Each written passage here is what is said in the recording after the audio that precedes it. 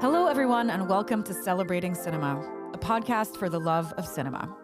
I'm your host, Lara Gommans, and I'm joined today by film journalist Hugo Emmerzael. Hey, what's up? And our producer, Elliot Bloom. Hello. Do you love what we do? Support us by leaving a review on your favorite podcast platform. It really helps us get found by cinema lovers like yourself. To coincide with this episode on musical biopics, make sure to get your tickets for our film club screening of Todd Haynes' Velvet Goldmine, which technically isn't a biopic, but we kind of wish that that's what every biopic was like. You'll find the link for that in the show notes. It feels like the year has only just kicked off and we're already super stacked with musical biopics. We had Robbie Williams as a monkey in Better Man. We had Aznavour. We have a movie about Maria Callas coming up. But the biggest one is definitely James Mangold's depiction of Bob Dylan's early years, A Complete Unknown, starring Timothée Chalamet. So we're going to dive into that in a little bit. But first, Hugo, what have you been watching lately? Recently I went to the cinema by myself and I was joined by one other stranger in the screening room to watch Den of Thieves 2 Pantera, starring Gerald Butler. Wow.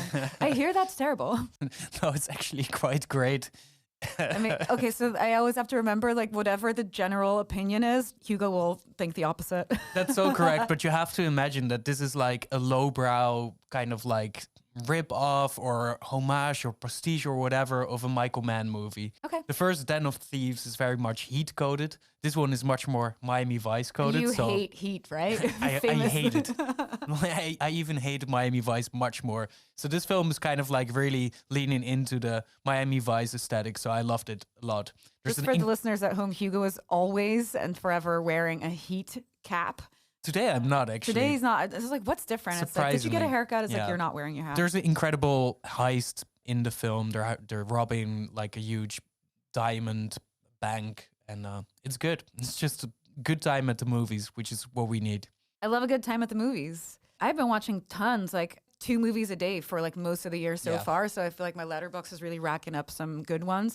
I watched Knock at the Cabin, for example. I know you're a huge Shyamalan fan, and I really liked that. It's such a good film. It's like, is it good? No. There's things about yes and no. It's, again, that like M. Night Shyamalan thing that we've talked about previously, where it's like all of the dialogue is so stunted and like not written by a human person, but like the premise is so cool, and you're constantly thinking, what the hell is going on here? I don't understand. And I thought it was cool. I thought the ending sucked, which he never strikes the landing for me. But I thought it was really cool. So I felt like I had to tell you. And nice. I think you're slowly converting into the Shyamalan it's fandom. Rubbing off on me. That's what we need.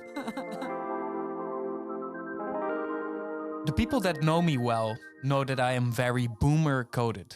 Not in the old man yelling at clouds type of way, but more in the vein of I am obsessed with old-timers like Van Morrison, Neil Young and Paul McCartney. I once actually tricked myself into a Randy Newman fandom, resulting in me being in the top 0.01% listeners of the singer-songwriter and fixer-composer in my Spotify Wrapped in that year. Currently, I'm reading a book about all the studio sessions Paul McCartney did in his solo career after he split with the Beatles. And for a millennial on the verge of boomerdom like me, this can't be more exciting. So naturally, I am also the ideal target audience of A Complete Unknown, the Bob Dylan biopic starring Timothée Chalamet as the folk poet who became a rock and roll Judas when he swapped his acoustic guitar for electric set during the Newport Folk Festival of 1965. Electrifying stuff indeed. And yet, James Mangold's newest musical biography left me somewhat cold. Here you have one of the most influential and enigmatic artists of the 20th century in a surface-level film that never really gets to the heart of what makes Dylan so fascinating. It's not his musical genius, which he obviously has, but his unwillingness to be labeled or categorized that has made him such a compelling figure for over 6 decades. It's for good reasons Todd Haynes made a Dylan biopic in 2007 called I'm Not There, that uses 6 different narratives and lead actors to try to get to the core of the ungraspable and ever-shifting identities of the musical enigma.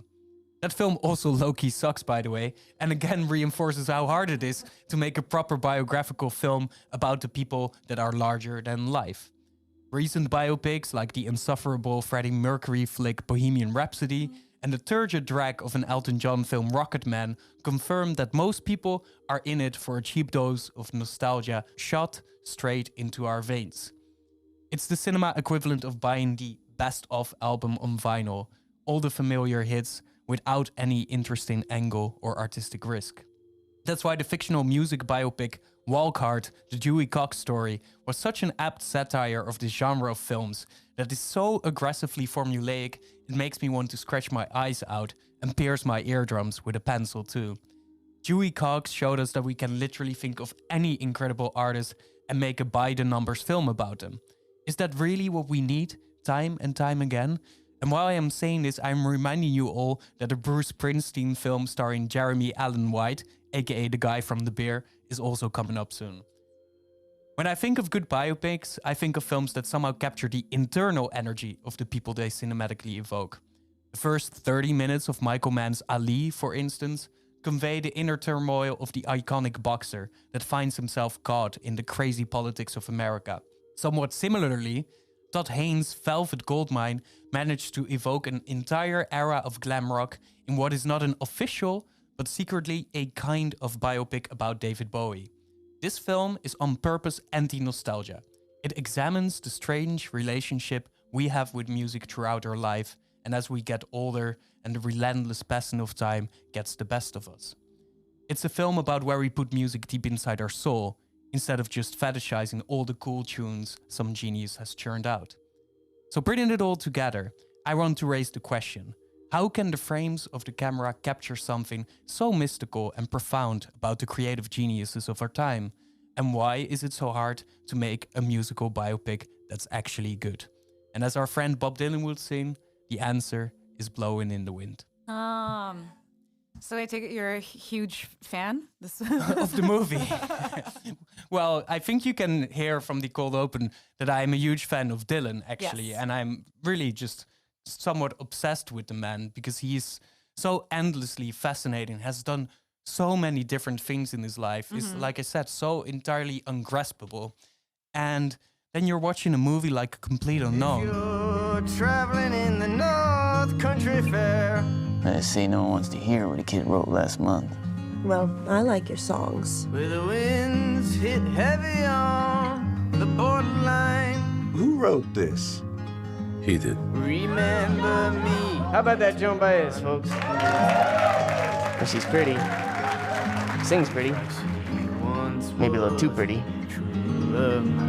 Your songs are like an oil painting at the dentist's office. You're kind of an asshole, Bob.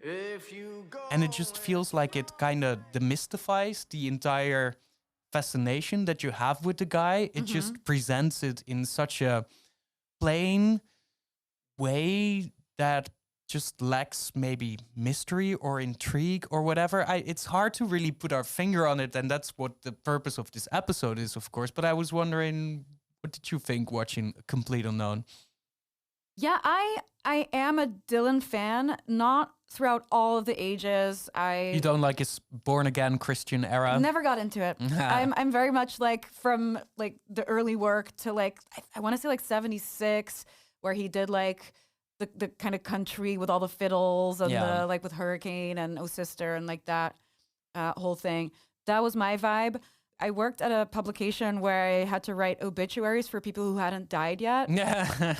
You wrote one on Dylan? Yes. You got to have them at the ready. You know, you got to have them locked and loaded when it happens. And let's hope it takes a while before it does. But so I did spend a whole bunch of time like with Bob Dylan, like trying to write his obituary, unfortunately.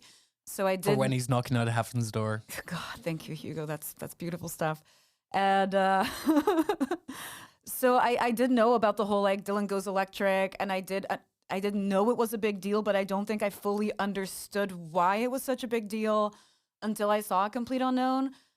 I was like, oh yeah, now it kind of makes sense, but also it kind of doesn't. But this is exactly what's so interesting about the film. And I find the film, by the way, endlessly fascinating because I think the film doesn't work. And that makes it interesting for me because the film feels a bit broken on the inside. And then I am somewhat intrigued about the brokenness. But the huge finale of the film is basically the moment, right, where Bob Dylan turns electric and betrays the entire roots of the folk scene in New York in the 1960s.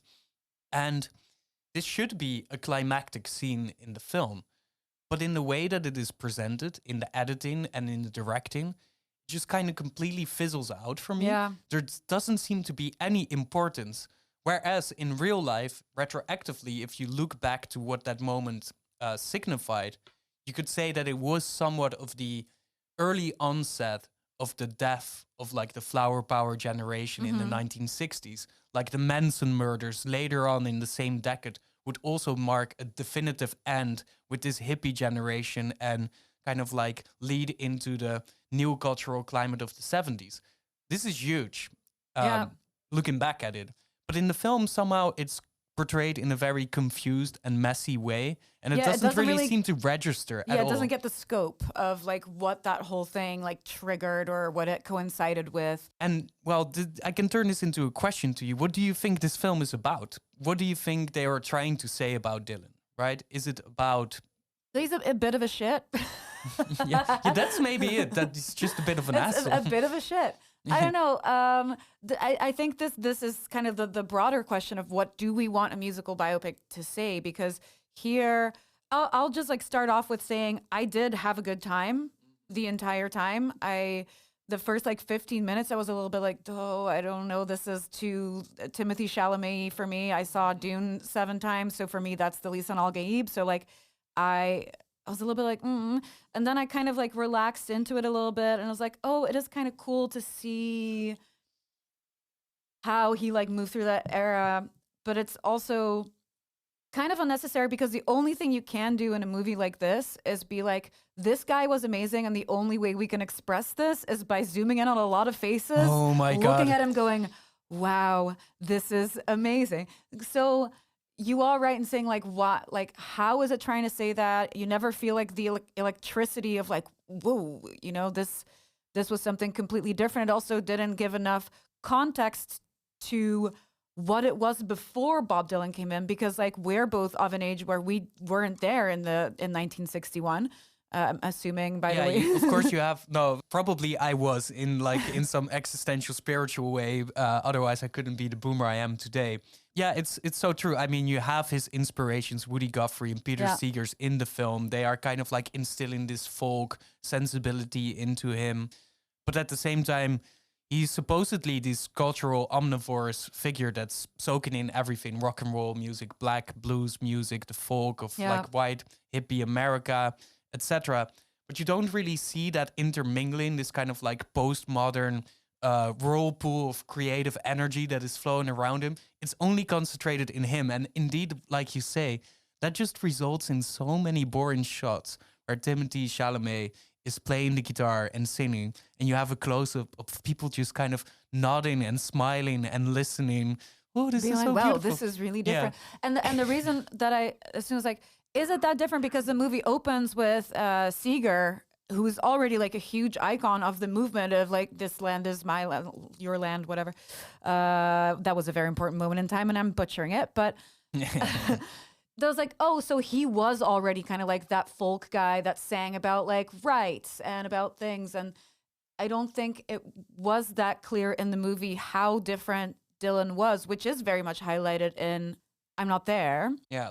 Where people are like, wow, he was the first guy that like didn't do traditionals, but did the things that we were feeling. He did Masters of War. He did, and I don't know if it comes across in the movie even how special he was. It's trying to very hard. Yes.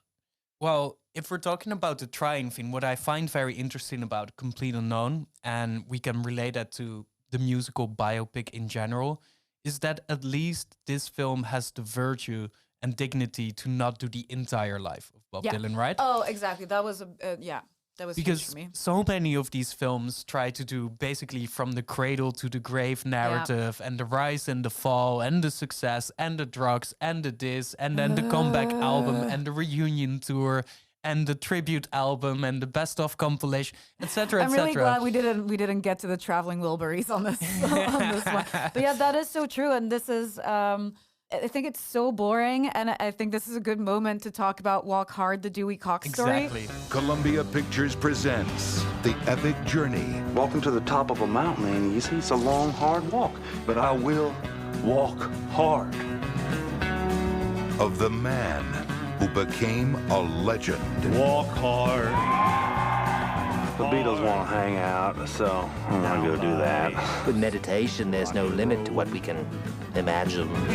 This Christmas, I'm leaving you. You can take the children, but you leave me, my monkey. Because if just a little bit of context for people who haven't seen the movie, because I feel like I talk to people all the time about this, and It's most so quotable people as well. haven't seen it. So if you haven't seen it, please do. It is an incredible satire comedy that basically nuked the entire genre. It takes Dewey Cox, which is basically kind of like a Johnny Cash figure. Yeah. Played by John C. Reilly, amazingly. And it does just the musical biopic where in his early childhood, he saws his brother in half. And his father just keeps going, the wrong son, Dad. And this is just what I think of every time. The same thing happened when I was watching Better Man. And the whole movie just like it's stringed together by flashbacks of his father going, you're not going to make it. You're not worthy. And it's just like, oh, I don't think it's possible to do the childhood to addiction to death thing anymore without just being immediately ridiculed by Walk Hard. Exactly, because in Walk Hard there's this very funny scene where he's like performing and on tour for the first time, and he's backstage and some of the other musicians are smoking marijuana and they're like, No, Dewey, you don't want this. Get out of here. You know what? I don't want no hangover. I can't get no hangover. It doesn't give you a hangover. Well, I'll get addicted to it or something? It's not habit forming. Oh, okay, well, I don't know. I don't want to overdose on it. You can't OD on it.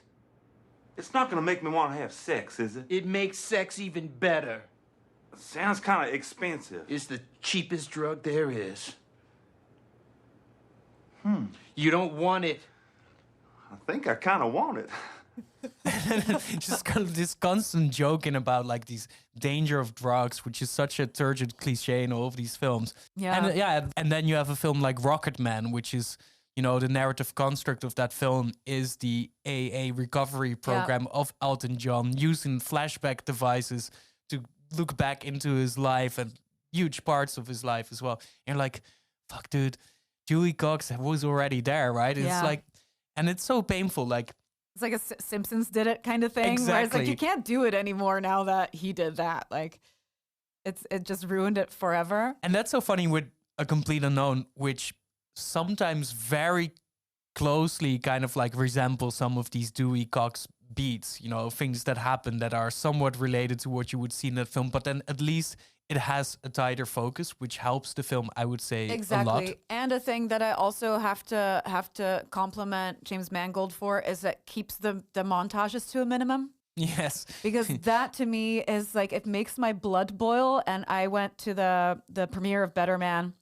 Robbie Williams was there as well, right? Oh God, was he? Was he wearing a monkey costume? I wish he was, honestly. No, like I have a soft spot for Robbie Williams, I really do, but he is a caricature of himself. And I was calling my best friend before I went, and she's like, do you think he's gonna sing? I was like, that man's not getting paid enough to get up on that stage and sing. But what we didn't take into consideration is that this is Robbie Williams, and he will wants just sing. He wants to sing. But then it was really awkward because we were in Tuschinski, which is a beautiful cinema, but also we're all really excited that Robbie Williams is there. So everyone gets their phone out to film. And then as he's about to leave, he kind of like scurries back and he goes, and through it, and then everyone just goes, oh, phone.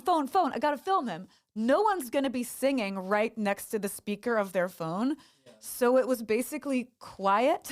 No. While he was doing that, you could almost God. hear a pin drop because everyone was kind of like, oh, it was me, protection. Accidental cringe, yeah. And it was really cringy. But yeah, I do love him, and I was excited to like hear his music really loud, I guess. Mm-hmm.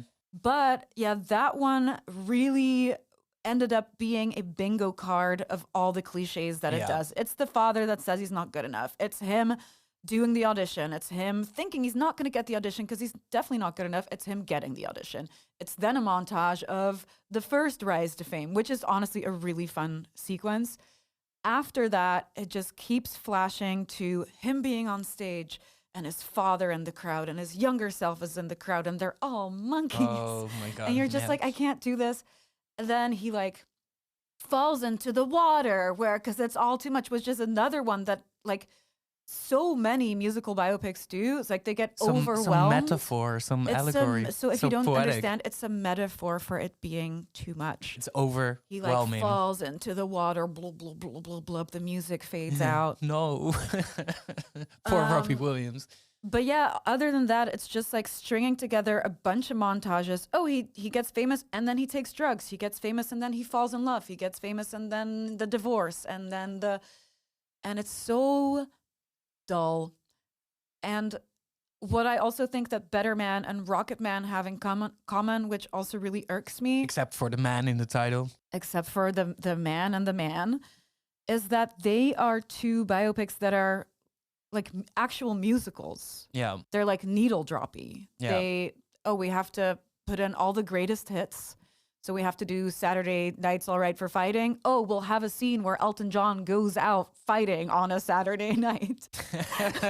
Or we need to put in She's the One in the Robbie Williams one. Oh, we'll do one where he like falls in love and has a dance. This is maybe the thing that was missing in The Complete Unknown, that we have like knocking on heaven's door and that we see Bob Dylan in heaven knocking at heaven's door. But at the end it's funny. line. It's good that you mentioned montage because I would be remiss not to, mention that Bohemian Rhapsody won the prize, the Oscar for Best Editing this year, whereas it's one of the most sloppily put together films probably released in that year. The Academy really do love a montage, but there's some sequences in that film that are just so bafflingly badly put together. It's insane. It's like just like a first year film montage student from film school is trying to mess around with the material. It's completely unhinged, which only again reinforces how difficult it is to make these films, which are often feel unhinged and random and just too much of the same thing all over again. Or do they never feel random? Do you always? Yes, that's a good point. At some point during Better Man, I just like, I had to pee and I was like, I have to pee. Okay, so what happens next? Okay, I bet the next scene is going to be this. And then I went to the bathroom and I came back and it was exactly what I thought. Surprise. So are they, I feel like they're hinged, if that's the word, where it's like... we wish they were unhinged, but they are too hinged. Exactly. They are too hinged to an extent where you can always predict what the next thing is going to be. They try to even like shoehorn that in. If it's maybe not the case, they try to ham it up so you can have the beats where he meets the wife and the next scene he marries her. And like all of And then in some of these films, the next one is that he also beats the wife. So, hey, if they're even willing to admit that, if anyone had script supervision, then maybe not. So on the contrary, what A Complete Unknown did is instead of making it one of those musicals, like we have to get all the hits, it is just kind of a chronological telling of the period of between 1961 and 1965, where he did actually write all of those songs. Yeah. It's just about him making music and being an insufferable asshole, Yeah, and it's like, he's a dick, he cheats on his girlfriend, he is messy, and he's a skinny little bitch. We stand a messy, skinny little bitch. And I myself am a messy, skinny little bitch. So what am I even saying? So, yeah, it is like, is the purpose of this movie just like... Because I have to admit that I had some tears because I'm just like so into this music, where it's just like, do you just sit there and listen to these beautiful songs and marvel at the fact that this guy wrote them? And actually, Timothy, he does a pretty good job. He really does a good job. He really, really does. Despite the fact that, this is also something I wanted to ask you. He is incredibly famous. He might be one of the most famous actors. I have to note that James Mangold cast him in 2019 when they were originally going to make this movie. Then COVID happened and it didn't happen. In the meantime, Timothée Chalamet became the biggest actor in the world. It's quite difficult for me to get into him as Bob Dylan because he's so famous. Yeah, you're just watching Timothée Chalamet being Bob Dylan. Mm-hmm. But what I do appreciate about this casting so much is that our boy Timothy is really making the most out of the let's say, press cycle around the Oh film. my God. Doing his insane performance, goofy art goober. stuff, goofy shit. Like dressing up in weird, obscure Bob Dylan fits that he knows Oh, that from was Twitter and amazing. Instagram. Doing these insane, like, Instagram live performances. He's just trying to make the most out of it. He went on Nardwar. Yeah, he went on Nardwar and got disappointed that he had to actually pay for the vinyl that they were going to browse in the shop. There's all of these funny things, so I like that a lot. But when I'm watching him on the big screen, I'm not really seeing Dylan, which to me is actually maybe okay as well. I don't need a person to disappear in the role. I need the film to do the work for me, not the actor, if that makes sense. Yeah. I want the film to externalize and convey what's inside the actor and not the actor to become a perfect copy. Exactly, because that is a trap that a lot of these movies fall into. Because then you get this like Oscar prestige Beatty performance, like Jamie Foxx in Ray, for instance, where it's like, oh, I, taught myself how to be blind as well and do all the perfect Yeah. mannerisms and this and Yeah. that. But then the film in itself is nice if you've watched it for the first time when you were like 14 or something. Imagine rewatching Ray now. It's probably going to be quite an insufferable drag to do so. Also because we've been over this story so many times. Overexposed. And I feel Yeah. the same about Rami Malek with Bohemian Rhapsody, Oh where my it's like, God. did you see the teeth? Yeah, exactly. teeth. I did the teeth. Do you like It's it? Do like- you like it? No, actually, Rami, we don't. We hated it. Well, we've been hating a lot, Laura, on Yeah. many of these films. I think it's also time maybe to, turn it into an upside. What are some of the musical biopics that we actually do like and for what reason? Can I shout on this podcast? Yes. I will just say it quite loudly. Kneecap. There are 80,000 native Irish speakers in Ireland. Ní fac I chéad gan teanga ach lá náisiún. 3 of us have become rappers. You might know the words, but you don't understand the language. Is one of real for horse from Kyo? George go studio again. What? Because wrench beats. Can you like? Well, you hear Abbey Road, Abbey what? Agus Showboys and Roland 808. Yana sy'n argyr y BS rhywle ffwr ciodri fwy lai Grimmer when she's blastas bin the dahri sy'n hip-hop John and your. Do I look like I want to read subtitles? Kneecap for me came out late last year. It's an Irish movie about these kids in the hood that like start hanging out with a random teacher who's a music producer, and they become this like rap group. And that movie is so incredibly unique that you forget that you're actually watching a biopic, because it is about like how this band got started, but there's enough story there that it warrants a movie. Yeah. This would, like, even if this wasn't a true story, it would be interesting. And they play themselves, which is also really, really funny. That to me is, I was thinking about what's a really good biopic to me. It's like, Kneecap's a biopic. I even forgot that it was because it's so original. Yeah. And I thought that was incredible. Can you imagine how codified the genre is that when you think of a biopic and there's a film that recently got released, you immediately already forget it because it doesn't adhere to all of these conventions? It's just that good. I really, really, really like that. Do you have any that you're really into? Well, Oliver Stone's The Doors is one that I very, very much appreciate because it actually gets to the core of the energy of the time, you know? Yeah, you're right, I guess. The immersive psychedelic aspect of all of it, just this insane chaos.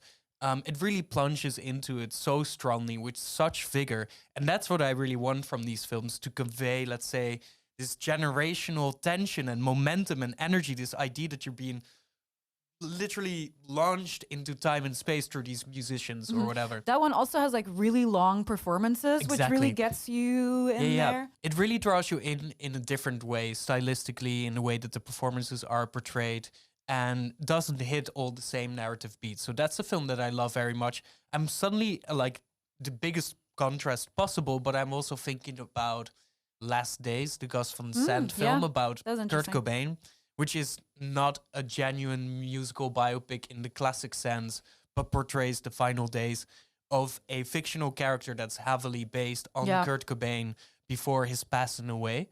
And it's an elegiac film, very somber, very intimate, very small, but it made a huge and profound effect on me when I saw it. It's a very small and very sad film, kind of elegiac, about the passing of this voice of a generation, of course. And it made a profound impact on me just because it is so small, because it is so intimate, and it's very scary as well, just to see that despair and loneliness. So this is a approach that I like as well, because you zoom in on such a specific thing while conveying so much at the same time as well. Yeah. I thought that was really, really good. And it's also interesting to just take a little snippet of life and even like making it a little bit more fictionalized, because I think that's the next topic that we can get to, is there are quite a few biopics that are completely fictionalized. That take actual artistic liberties in the construction of the film around the personas of these superstars that we all love and want to see more of. Yeah. Yeah, because we're doing a film club around Velvet Goldmine. It doesn't really matter much what a man does with his life. What matters is the legend that grows up around him. Brian Slade was the wildest rock star to come out of London. The biggest thing since sliced Beatles. But that wasn't enough. We set out to change the world. This movie's very special to the both of us. It was a VHS that I've had. It's the only VHS I've kept from childhood. It's oh my God, really? Wow. Completely like bleached by this point, but it was a huge one for me. Do you want to tell us a little bit about that? I screened it once for a birthday party that I did, by the way, I'm now remembering. So yeah, it's pretty special to me as well. So it's a film by Todd Haynes, who also did the not so good, in my opinion, Bob Dylan film. But it's his second feature film, and it's a, let's say, huge artistic project of him, in which he tries to, at the same time, make a film about David Bowie in a fictionalized version. It's Iggy Pop. Iggy Pop. T-Rex. T-Rex. The entire glam rock era. It has all of the great music of that time. A lot of Brian Eno, a lot of Lou Reed, a lot of Donovan, etc. Steve Harley and the Cockney Rebel. And many of those songs in the film are performed by a band that is also consisting of Radiohead's Tom York and Johnny Greenwood. Actually, Brian Molko from Placebo. Brian Molko, yes, exactly. Placebo is also there. So there's just this insane synergy of 1990s culture, looking back at the 60s, 70s, 80s, etc., and looking at, let's say, how the shifting cultural landscape throughout the decades has made a profound impact on the people that were there to experience it in the first place. Yeah. And it's this kind of anti-nostalgic film that is also somewhat a remake of Citizen Kane, which is insane, with Christian Bale as a journalist for a newspaper who has to investigate the strange performance of this David Bowie character that staged his own death on podium. And he needs to write a story about that. But that is secretly also the story of his life, because he was completely obsessed with this glam rock culture.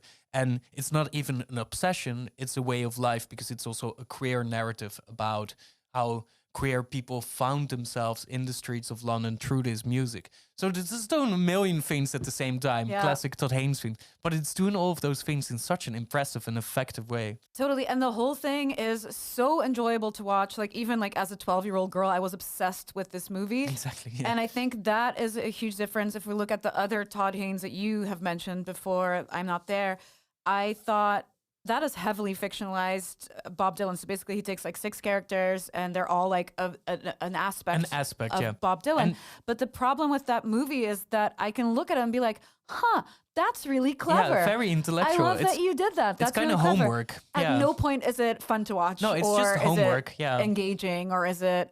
And it's just like, you also already have to be a scholar of Bob Dylan to understand that, oh, that's him as Billy the Kid, and that's him in this era, and that's him in, you know. So it's more like an art project than like a good movie in any sense.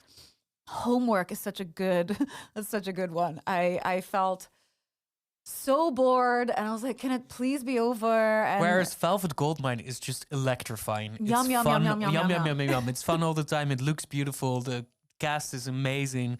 It's horny. It's funny. It's sad. Yeah. It's all the things you need from a music film, basically. Yeah, I really feel like maybe that is the solution to the current musical biopic, is that, is there enough story there? The thing I mentioned about Kneecap, there would have been enough story there if it wasn't about them, you know? Yeah. Is the Bob Dylan a complete unknown? Would there be a story there if Bob Dylan wasn't Bob Dylan? Would Bohemian Rhapsody, would it work if these weren't actual people? I don't think any of them would. I don't think they would make interesting enough movies if it wasn't for the nostalgia factor. But maybe there's something to be said about the nostalgia factor. Well, it's a thing that we obviously need, and the musical industry and the film industry obviously play into that and pander that. You know, like we want to go back to the musicians of our youth that we adored and that we idolize. And a film is obviously one of the perfect ways to re-experience all of those things. But we often discuss this in this podcast as well, that there's something sickly about it, right? This constant need for nostalgia is maybe also too much. And what these films maybe, and again, we're now coming to problems/solutions, is maybe a good musical biopic is not gratifying your desire for nostalgia, but it is question, where does it come from? What is it specifically about these artists and the era in which they were famous that makes us nostalgic for it? And to investigate that, you got a deeper narrative. You get to something about what it really meant to be alive there, something human. And then that perfectly ties into your solution, which is the human story at the core of it should be good. And then it could be any artist as long as the story is good. Exactly. It's also something I started thinking about is that this is kind of like the original IP movie, you know, because there is like a built-in marketing strategy around it. If you make Velvet Goldmine, it's like it's Christian Bale and it's a couple of random people playing a couple of random people who aren't really those people. Yeah, okay, you can market that, but there's something to be said for this is a David Bowie movie. Yeah. This is a Bob Dylan movie. Cool. Everyone who loves Bob Dylan is going to buy a ticket. So it's kind of like Barbie in that sense, where it's like you make a Queen movie. Cool. You have all the Queen fans. You can do new lines of merchandise. You can do reunion concerts. You can do everything around this huge IP. And it works. And people flock to the theaters. These movies are incredibly successful. Elvis was another example that was wildly successful. They tried to do the thing that I say, where it's like, find the story. What's the story there? But they happened to do it through Tom Hanks doing the worst Dutch accent. Am I the only one who ever thinks about Elvis's security? But I actually love Elvis. Elvis is for me the exception to the rule. Yeah, come on. Elvis is the exception to the rule. That is an amazing film. Okay. That is, for me, like comes close to Baz Luhrmann's masterpiece. And I have this idea about Elvis, but that's maybe for an entirely different podcast episode, but I'll do it in one sentence. Elvis is kind of like the pop cultural Jesus. He had to die for the 20th century, new music, all of the Beatles, whatever, for everything else to emerge after that. And the film is about that. And that's beautiful. And I love that film so much. I mean, and I thought Austin Butler come on. Did a great job. That's the best thing ever. I like Austin Butler is like he is Elvis. He's still not losing the accent, and that's incredible to me as well. Hey, I need to stick up for my man Austin Butler. I hear you're single again. Please call me. He worked for 3 years with a vocal coach. Yeah. Everyone's like, oh, he's still doing the Elvis voice. Like, try working with a vocal coach for 3 years and then being like, course. Oh yeah, I used to like use my voice the wrong way.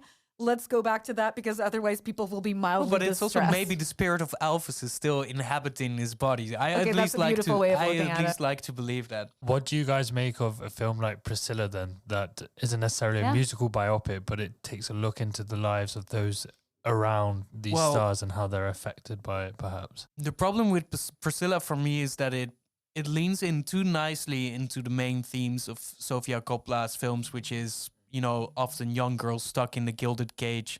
Doesn't really, for me, explore that much around it. I did find the ending quite strong, but I found the film to be a drag as well. I would say that it is one of her least effective films that she has made. I would disagree. I really liked it in the sense that I saw it with a guy friend as a woman, like seeing this being like, yeah, that's kind of what that's like when you're 13 and like grown men hit on you and stuff. And my guy friend next to me was just like, what the fuck? Like, what is he doing? And is like, yeah, this is kind of what happens. So it was kind of refreshing, like as a woman, to see the way that young girls, like 13-year-olds, often get approached by these like more powerful men. And I don't know, I thought it was quite powerful. And it was another one of the things that Sofia Coppola does very well is the no thoughts, just vibes. You know, it's very slow and it's very atmospheric. in its storytelling, but it does refreshingly show Elvis as a fucking cunt, which he is. Like, let's be real. He's just a stupid, dumb himbo as well. Like when he gets into his reading vibe, that's so funny to me as well when he's reading these books. Just to add to that, I think if I remember correctly, Elvis is also based from Tom Hanks's character's perspective, right? Yeah. Is that also an interesting way to go rather than sort of telling this monolithic idea or this one story that we know that it's through someone else's eyes or it's through someone interpretation? This is what Velvet Goldmine does very well as well, is just like circling around the radiance of these stars, right? And there's so much happening in the, let's say, periphery or in this direct atmosphere around them.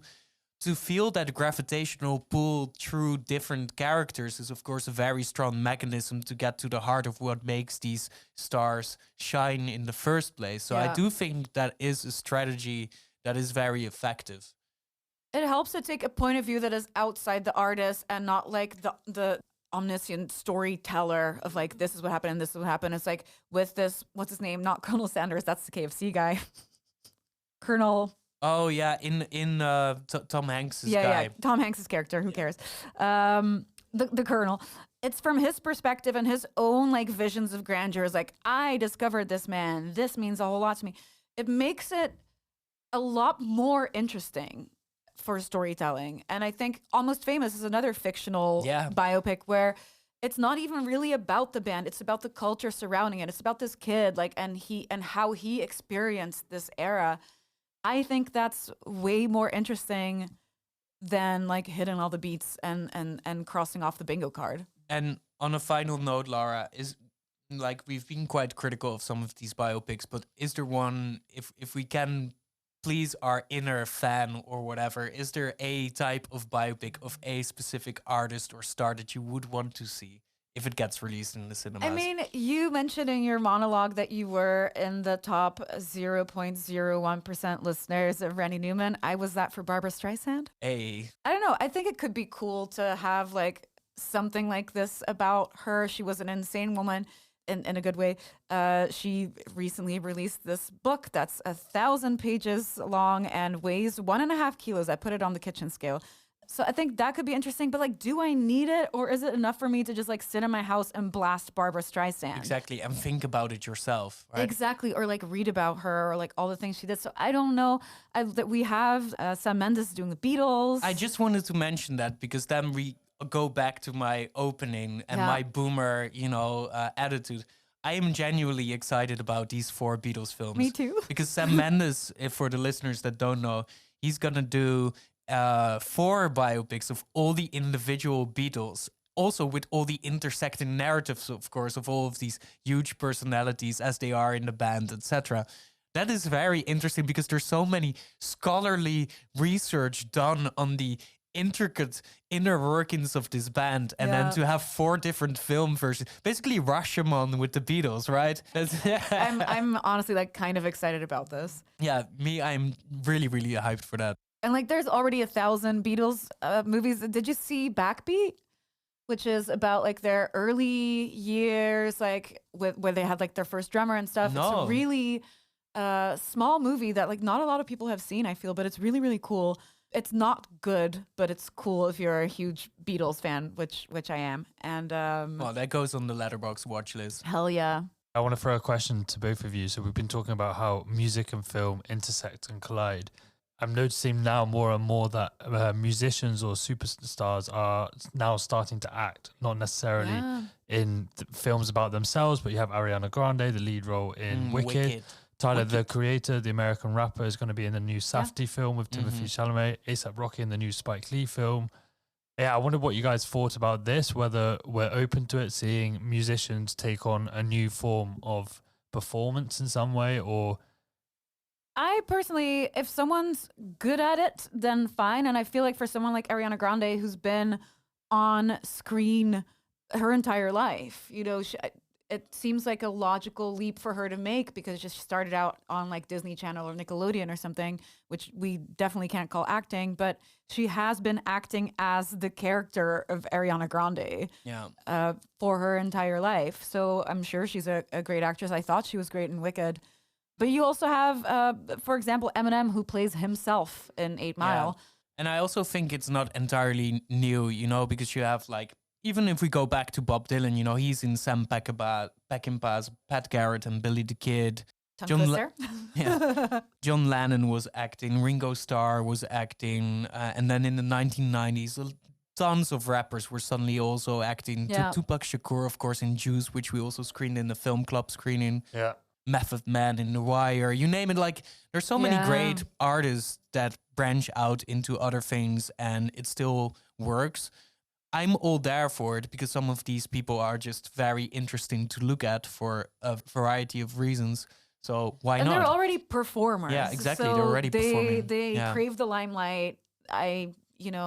It's kind of like potato at some point. Like, some of them are ghastly, but if you're good at it, then why not? Yeah, exactly. And the other way around, where like now Timothée Chalamet has his album on Spotify. Well, like he's doing SNL as himself, as the musical host and the host, which I think is very interesting. That hasn't been done a lot. So who knows? We might get a Timmy. This is an internet deep cut, but a little Timmy T rap album. Statistics. Timmy, it's your boy, Lil Timmy Tim. Statistic, yep. Statistic, yep. Statistic, yep. Statistic, yep. What's one that you would like to see? Which stone has been left unturned, in your opinion? Well, yeah, no, there was actually plans of making it, but I don't know what the status of it is. But there was this idea of making a biopic about DJ Screw, who's this Houston-based producer who made all of these chopped and screwed tapes, in which he would take rap tunes and other music, and he would just kind of like slow it down on his music production station, make it really leany, drugged out, trippy, and then have all of these rap collectives rap over these very slow beats. And he is such an interesting DIY figure, basically making these tapes in his own house, selling these tapes from the house as well. Police very often trying to raid the house because they were thinking he was selling crack in there. But he wasn't selling crack, he was selling his own rap tapes and his own beat tapes. And people were lining up around the block to get them. So this kind of like grassroots DIY musical innovator doing all of these things completely out of his own intrinsic kind of like creativity, that would be very fascinating to see recreational, for me at least, because it also gets away from, let's say, the music industry as this monolithic, huge mainstream thing, but shows something with more, let's say, creative drive and artistic risk. Something like that I would like to see. It feels like there's, again, enough of a story there to tell. Yeah. Just that like I can cool. already see the opening scene, a police raid, police coming in, why barging don't in the door. You direct it? And then it's just a guy selling CDs instead of anything else, right? That's already a good start for a story. Yeah, I think that's the thing. Like, there just needs to be an interesting like take on the story, and then where I'm concerned, just like keep them coming. Exactly. I'll be sad. Yeah, that's also the thing. We're sheeple. We will buy tickets to see the things if it's a star that we like. I'll see anything. Exactly. You can find all the info on our Velvet Goldmine screening in the show notes. I really recommend you check that out. And if you, like me, also loved Kneecap, check out the interview that Elliot did with director Rich Pepiat. Stay connected with us at Celebrating Cinema and Lab by following @Lab111 on Instagram and Letterboxd. Do you love what we do? Support us by leaving a review on your favorite podcast platform. It really helps us climb the ranks of the podcast charts.